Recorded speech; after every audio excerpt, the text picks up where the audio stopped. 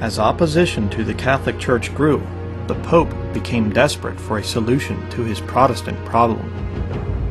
In 1534, a man named Ignatius Loyola founded a radical society of Catholics whose purpose was to fight against the Protestant reformers. On September 27, 1540, Pope Paul III formally established the Jesuits as an official Catholic organization. Part of the Jesuit Extreme Oath of Induction says, "I furthermore promise and declare that I will, when opportunity present, make and wage relentless war, secretly or openly, against all heretics, Protestants and liberals, as I am directed to do, to extirpate and exterminate them from the face of the whole earth." From 1545 to 1564, the Council of Trent met and condemned the enemies of the Catholic Church. In the fourth session they stated, "Furthermore, to check unbridled spirits, it decrees that no one relying on his own judgment shall, in matters of faith and morals pertaining to the edification of Christian doctrine, distorting the Holy Scriptures, in accordance with his own conceptions, presume to interpret them contrary to that sense which Holy Mother Church, to whom it belongs to judge of their true sense and interpretation." This council decrees and ordains that in the future the Holy Scriptures, especially the Old Vulgate edition, be printed in the most correct manner possible, and that it shall not be lawful for anyone to print or to have printed any books whatsoever dealing with sacred doctrinal matters without the name of the author, or in the future to sell them, or even to have them in possession, unless they first have been examined and approved by the ordinary, under penalty of anathema, and fine prescribed by the last council of the Lateran. In the 25th session, they condemned the writings of men like Luther, Zwingli, Calvin, Balthasar, Friedberg, Schwenkfield, and others like these, whatever may be their name, title, or nature of their heresy, are absolutely forbidden.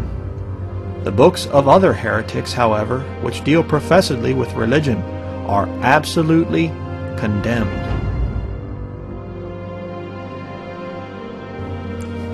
Finally, all the faithful are commanded not to presume to read or possess any books contrary to the prescriptions of these rules or the prohibition of this list.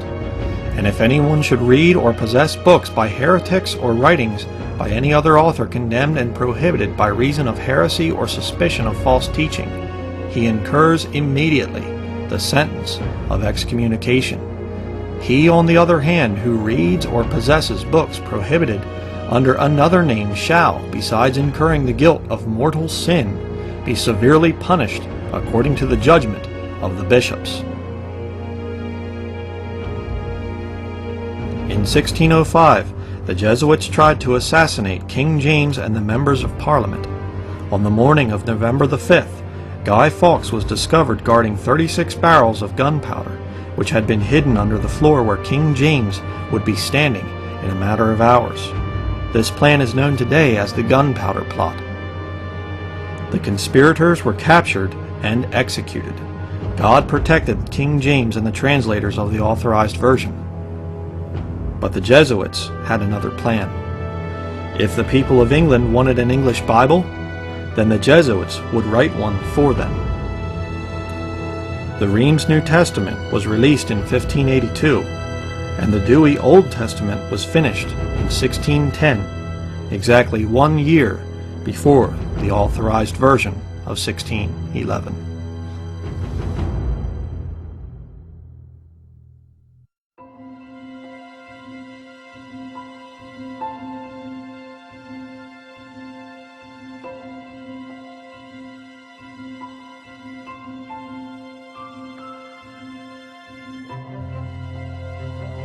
Over the next 300 years, the Authorized Version would produce more spiritual fruit than any other book in world history. This amazing Bible produced heroes of the faith like Roger Williams, John Wesley, founder of the Methodist Church, his brother Charles, famous hymn writer, George Whitefield, famous evangelist. Jonathan Edwards, David Brainerd, Peter Cartwright, William Carey, missionary to India, Charles G. Finney, Isaac Watts, famous hymn writer, Hudson Taylor, missionary to China, George Mueller, the founder of the Salvation Army, William Booth, Fanny Crosby, the blind hymn writer, the fiery Methodist evangelist, Sam Jones,